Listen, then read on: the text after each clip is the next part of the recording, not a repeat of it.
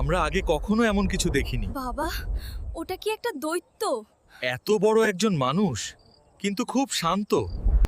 ইস, যদি একদিন তিমি মাছটা কাছ থেকে দেখতে পারতাম।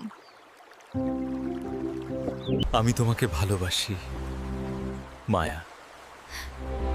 আমি তোমাকে কখনো যেতে দেব না।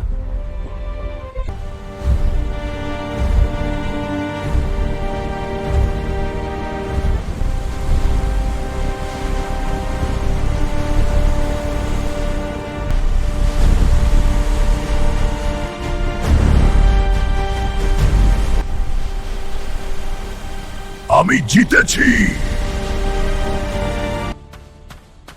তুমি পাগল নাকি?